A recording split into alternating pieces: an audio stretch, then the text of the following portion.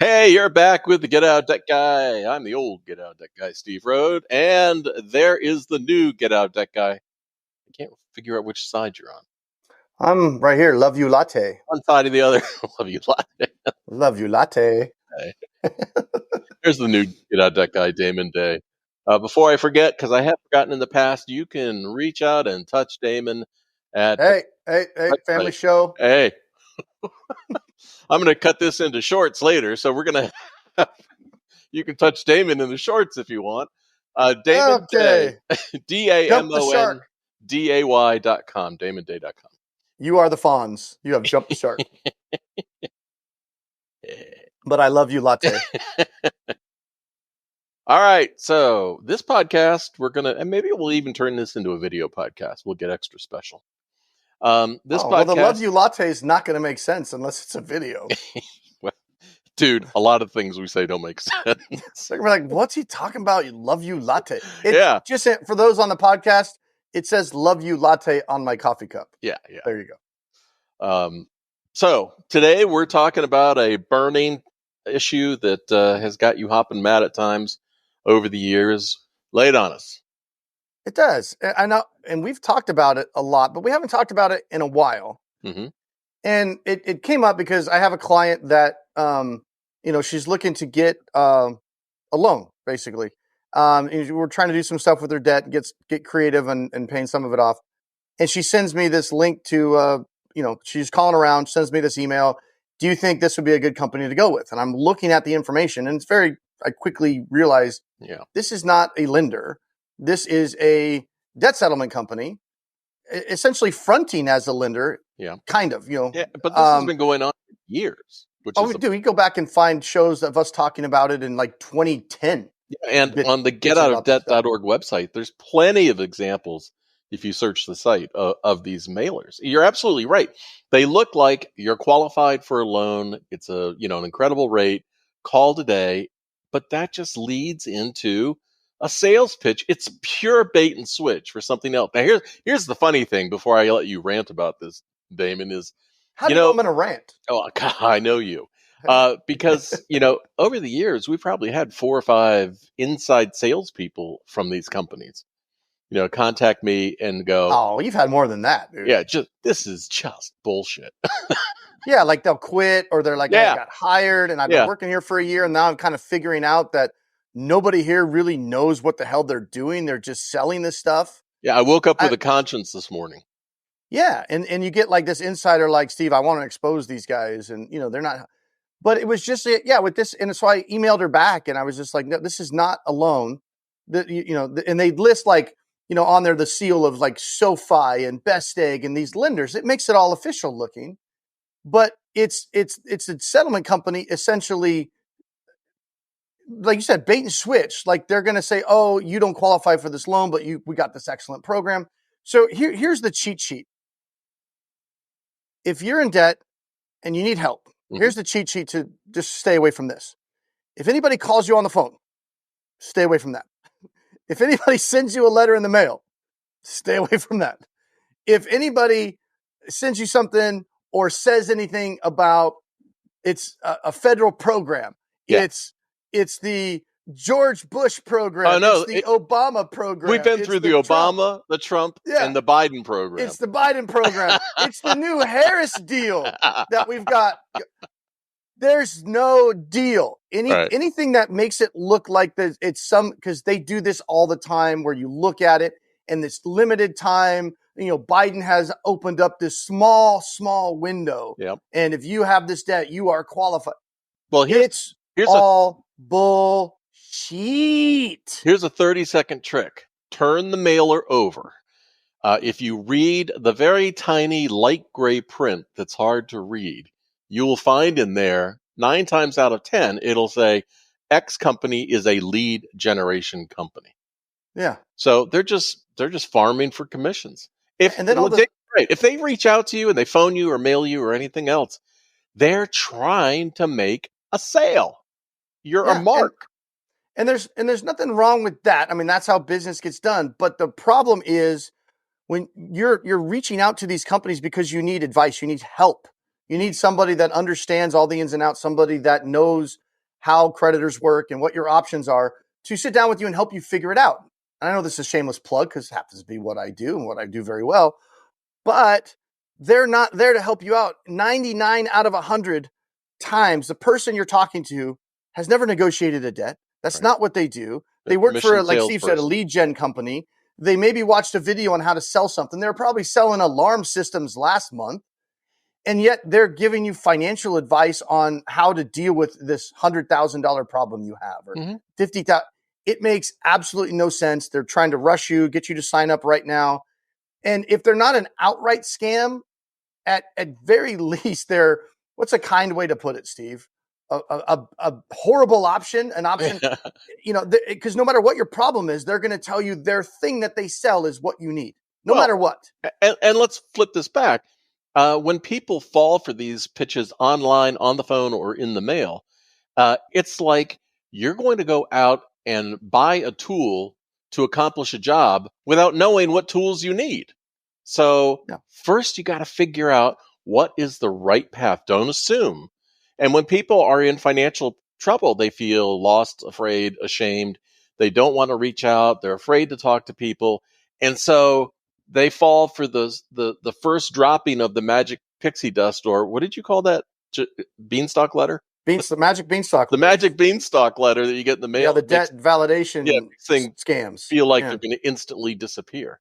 And that's why, again, not a shameless plug, but this is why for years, ever since we've met, I've referred people to Damon Day to talk about their financial situation, to get the 30,000 foot view and then figure out, okay, what's the situation? Okay, this is what we need to do, which is often a multi-step approach. It's not a one letter in the mail with some sales pitch and then, you're more often to do the wrong thing and screw your financial future if you just follow for the sales pitch. Now, Damon, we've been chit-chatting for a few years. Yeah, well, real quick, if it's not a shameless plug, is it a shameful plug? It's a shameful plug, yeah. Shameful plug.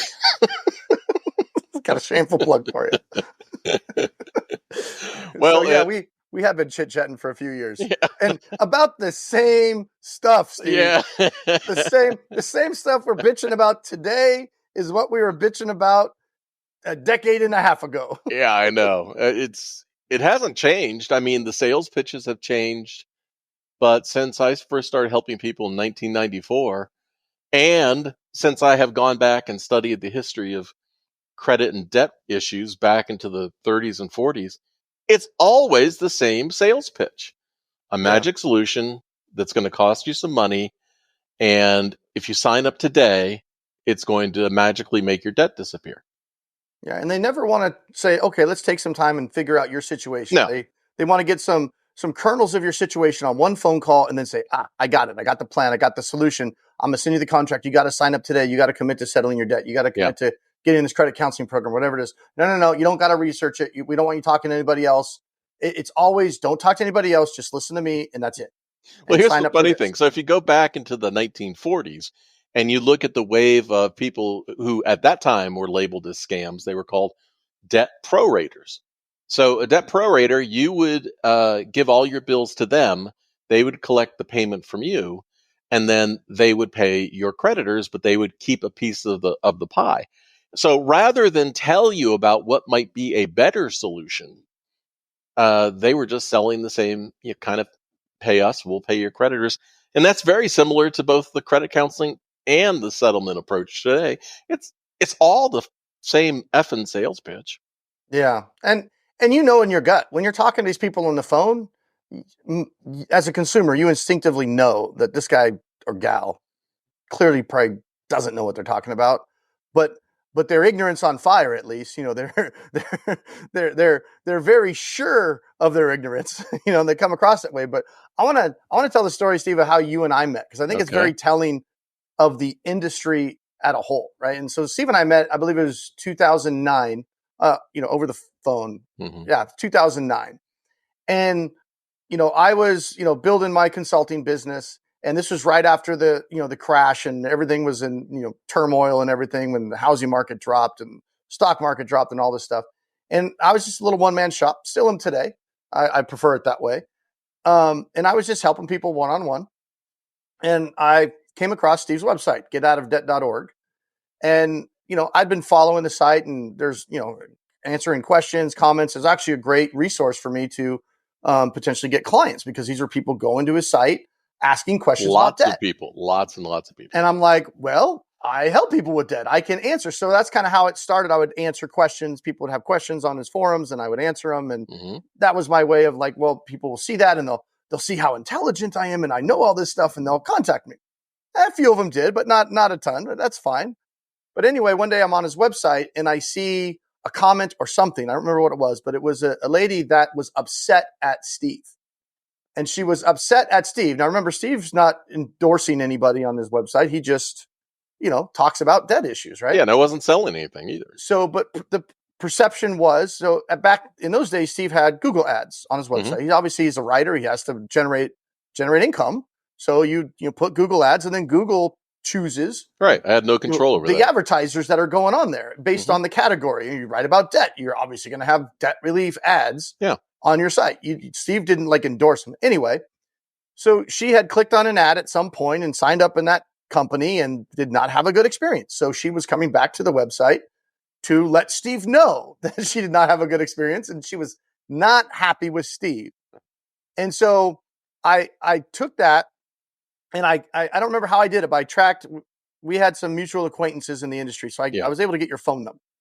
I called you up cold, like you didn't know me. You didn't know me from Adam. I didn't know you. I just called you up and introduced myself. And hey, Steve, this is who I am. This is what I do. We chatted for a few minutes, and I said, and then I gave you my famous sales pitch, which was basically, look, I can't afford to really pay you a lot of money for referrals. And I know you make money, and all these companies make money by, people go to your website. You spend a lot of time and effort and money generating this website, and people go to it. It's valuable. But, these debt settlement companies charge a lot more money. They work on volume. They can pay a lot more money for a client than I can. So I can't really match probably the revenue that you're making from the site and from these different referrals that you do through these Google ads. But here's my big pitch. What I can promise is you won't get an email like this, right? And you're like, that's interesting. Let me think about it. And then within a few days, you had called me back, or we got back in touch, and you're like, hey, I checked around and, inquired about you, and, you seem to be legit from the people I've talked to. Yeah. So you basically like, sure, let's give it a try. It sounds like this is the right thing for consumers, so let's try it out. I don't think you paid me back anything back then. No, you referred me people for years, dude. And then well, that's because they got good care.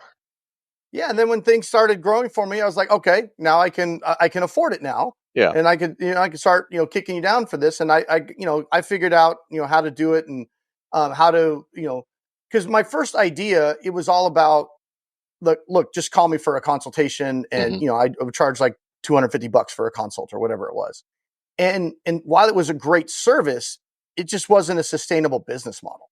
So I had to modify the business a bit to provide some actual, I call it actual services. Not that advice is not a service, but it was just, I was competing against people that would think, well, all he's giving me is advice, and I've already figured it out because I've done the research. Like that was the thing. I was. How do I phrase this delicately?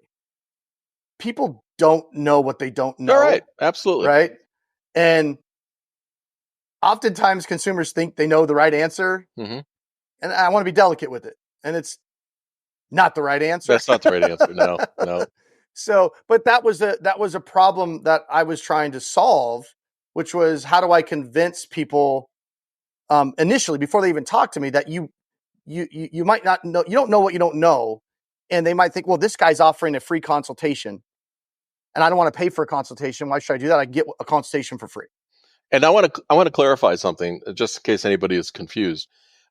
Damon doesn't pay me now. So I'm here out of the goodness of my heart and trying to help as many people as possible. So, well, you're retired, Steve. I am. I've been working on my Old Guy Insights YouTube channel. That's taken me away from doing debt stuff, because, I mean, when it comes to the debt stuff, it's a endless loop. It's almost, the same thing. It's Groundhog Day at times, but everybody's situation is different. That's what makes it unique. And this is why people need to talk to someone knowledgeable, not a salesperson. Yeah. And that's that letter, not that haven't seen a million letters like that my client sent me over, but it just, I don't know. When you see the same thing over and over, it's never changing. It's like, we need to do another podcast about this because, Yeah. of course I seem super cynical. If you get something in the mail, it's a sham. Well, if you but get a phone call, it's a sham. you know why it's never changing. Because it works. It works. People, this is the Biden plan, and they do it. And the thing is, though, people instinctively know that it's probably not right, but you just get in this place that when you're in debt and you feel like you have no options, and it's just this emotional drain on you. And you've spent hours and hours and hours researching and looking at this and looking at that and looking in forums, and you just get to the point where you're like, I'm drained. I just need an answer. Right. And then there's the salesperson. And it might even be the 15th one that you've talked to, and they sound really good. And like, yeah, we're A+ rated. We're this, where they say all the right things. It's like, if you just give us $1,000 a month, this $50,000 problem will go away. And you just get to a point where just like, you know what, uncle, I'm done. I've so much time researching it. My brain is fried. I've, not even hung out with my kids and my job's suffering. I just need it done. And that's when you end up doing it. And then it seems great actually for like 6 months. Yeah. Or a year. Until you're getting sued and you're getting garnished and the settlement company, really won't return your calls. And again, it's the same old thing.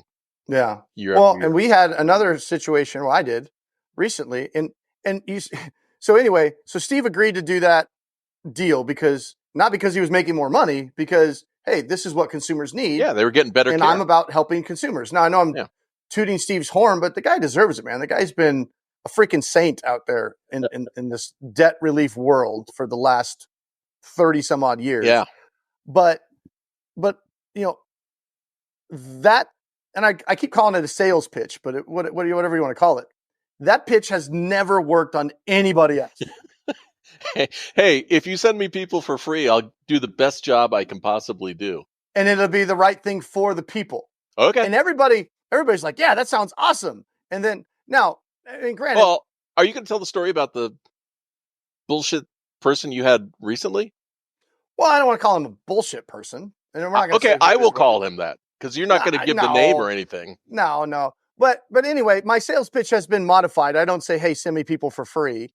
I can afford referral fees, obviously, but it's not as much as, if a company charges a customer twice as much as I do, they can afford to pay more than I can, know? So it comes down to where it's not that a company can't make money referring people to me, but are they going to make the absolute most? No, but they're going to get a lot of goodwill. Yeah. And here's the big but, is that recently you had somebody that contacted you because they wanted to embrace your holistic approach and, do the best they could for the consumer because they really cared about their clients. And, at the end of the day, it all came down to money. Yeah. I mean, I thought I was going to, put together a partnership with them. I'm not going to say who it was or what the app was or anything like that, but they were in a situation where they had a lot of existing customers. Yeah. In a financial crisis. That were in financial crisis that he had sought me out as the CEO of this company and was like, hey, I think, I like what you have to say. I think it could be perfect. We have all these customers that could really use someone like you because in the past we've referred people to, debt resolution companies and I haven't liked the results. Right. And he's like, I don't like the service that they're getting. I don't like certain aspects of it. So we were like simpatico, man. We're like, yeah, I know. Blah, blah, blah. Yeah. And so we went through the whole process and, how would we do it and how would it work? And it turned from whatever we do, I want to do right by the customer to, well, I have to make at least this much money. And then, and the money part wasn't a big deal. What was the big deal? And my non-negotiable basically, and where the deal kind of fell apart, where the relationship fell apart and the relationship didn't fall apart. I mean, we parted on good terms. It just wasn't a good fit. But my thing was, look, if you have a customer that's in debt the best thing to do is just send them to me. Let me talk to them. Let me have and I don't charge anything for the first consult, right? I'm just talking to them to see if I can even help them. So just send them to me. Let me screen them. Let me find out what their situation is. I've been doing this for 20 some odd years. And, and I explained to them, look, I'm going to talk to them about bankruptcy. I'm going to talk to them about settlement, credit count. I'm going to talk about all these different options based on their situation so they can really figure out what's going to make the most sense. And then we can pursue from there what we think we want to do. And that was the issue that they had, because they had figured out that, they're like, well, your consulting fee is not that much, right? And it's not. And it's like, well, that's not enough money. I don't think that's how they figured this out. I think that they figured it out from, we make the most if you do this. The rest of the stuff, nah. So yeah, it was like basically they just wanted me to focus on debt settlement, and that was it. And I said, but that's what everybody does. That's not what I do. My folk, when a client hires me, they hire me as a consultant first. That's what we're doing. We're trying to figure out what we need to do. I don't care what that is, right? I don't care if it's bankruptcy or settlement or Dave Ramsey's tiny fee. It doesn't matter to me what it is. What matters is we, educate the client on what their options are and what their life would look like if, based on the path they chose. So anyway, it came down to, they wanted their guys in their office to do the initial calls. And I kept saying, no. I need to do the initial call. I need to figure out, I'm the expert at this stuff. No. Our sales guys are going to close them. That's it. And their sales guys aren't financial people. Right. So, and then he said, this is the thing that really got me. He goes, well, we get it, but we just want to focus on the people that need debt settlement. We don't really, the ones that don't need debt settlement, we'll screen them and, we won't take them. I'm like, well, you're not helping them. So you're only going to help the people that need debt settlement. And it came down to, he asked me, he goes, well, can you send my guys a list of the bullet points of when somebody's right for debt settlement? Yeah. Bullet point 1, send them to Damon. and I was just like, my eyes were kind of bulging out of my sockets at this point. And I was just like, I don't understand. Of course, I'm naive in this process, I guess, because Steve had it figured out. But I'm like, why would you want me? Number one, I can't just send you bullet points of when somebody has to fit into this box. When do they fit into this? Like, that's not real life, man. There's no bullet point. But inherently, that's the problem with the whole damn industry. Well, give me the bullet points. When do I check this box? I think in the first 25% of this interaction with you and the other dude, I was already going, it's bullshit. So, but I can't. I said, I don't understand. You have me. Why would you're asking me to put bullet points for salespeople? Why not just have the guy that already knows the stuff to put on the bullet points? Make the phone call. That's the best service for your clients. Yeah, no. Well, we're concerned that you will get too busy consulting, and we want you to focus more on negotiating. And so at the end, it came down to, they wanted to just do all the front end stuff, which is the stuff actually that makes me. Yeah, they wanted to close the deal. Yeah, and then they just wanted me to be in the background, and I was like, no, that's a recipe for disaster. The bullshit meter is going like. It's like, I don't want to take on a client that some sales guy has pumped them full of whatever you've told them. If I'm going to take on a client, it's because I know that client, I know that client's situation, and the client understands what their options are, and they've made a very clear decision, and now we're going to go down a certain path that's probably not going to be comfortable for the client. When we talk about bankruptcy and settlement and credit, and lots of other things, savings and putting money aside and everything else. This is the way I look at it, Damon. When people are in a financial crisis, it's like an emergency room. It's exactly like an emergency room. I'm going to go back to my medical days. But, the debt settlement, the debt validation, the credit counseling people, they're like, you get wheeled into the emergency room from the ambulance. You're in pain. And they're going, you get a cast, you get a cast, you get a cast. Instead of you talking to a doctor who looks at your situation, comes up with a diagnosis and a treatment plan. That's what you do. Yeah. But no, everybody else gets a cast. Yeah. So and I know when we separated, I was like, hey, this is not going to work for me. And I think he was kind of flabbergasted about it. He's like, no, we could probably send you, 40, 50 clients a year and And I'm like, nope, dude, I don't want to take on a client that it's like if I'm a contractor, I build houses, right? Mm-hmm. Do I want to start from the ground up? It's bare dirt, and we're gonna figure it all out together, Yeah. or do I want to come in where I had this other contractor, he framed it up. I just need you to finish it. Right. I don't know what problems are in that frame job. Right. That may come out later, right? And I don't want to warranty that frame job. It's the same thing here. I want to start, and it doesn't make any sense for the client. It makes sense for the company. They're going to make a lot more money. They're going to maintain control, and I get that. But to me, that looked like it was just a train wreck happened, and I didn't want to be any part of it. But at the end of the day, it came down to they would make more money if they did it this way, and Right. he wasn't even making the argument that it was better. No. He abandoned that like after the second or third call. So but that's kind of how it is out there, right? I mean, it's about making money. And I'm not saying everybody out there is out just to rip you off, but most of them are. And well, you just have to be cautious with what you're going to entrust your future to, with your finances, because it might sound good in the beginning, but it's rarely going to work out the way they say it will. Well, way back in the day, so a couple decades ago or more, I used to have a service which was called a walk in the woods. A walk in the woods with Steve, which was that sounds like a service you would have. Absolutely.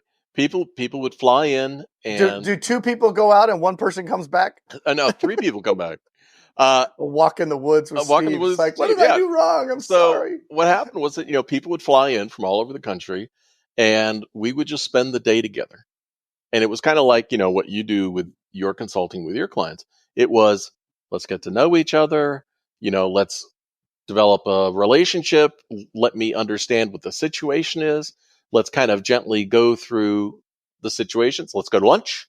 And then by the afternoon, we've had a lot of education, breaking down assumptions, working out a solution, and then they went home happy. But, that's a whole lot different than I got some BS letter in the mail trying to pitch me something, and now a commissioned salesperson wants to close me. You either care about people or you don't. Yeah. Yeah. So anyway, that set me off last week, but yeah, going back to, of all these years, Steve, since like 2009, nobody else has really been like, hey, you're doing right by the consumer. I know we'll make a little bit less because you're not charging the consumers as much, but that's okay. It's more important. I get making money. Yeah, we got to make money. It's a business. You got to make money, but can we make money doing it the right way? And at the end of the day, a lot of people have said, yes, that's great. But when it came down to the actual numbers, like, well, what if we can just tweak this? What if we can just take out the part that really makes what you do awesome and get rid of that? Yeah. And just focus on, hey, can they pay us a whole bunch of money to go negotiate their debt? My number one rule in life is don't be a dick. And so it's the same with, the tens of thousands of people that I've helped directly or indirectly over these many decades, that you have to care about people. You have to care about making sure that their lives are better, and also about giving them the information they need in order to make the best choices for them, not trying to cram something down their throat. Yeah.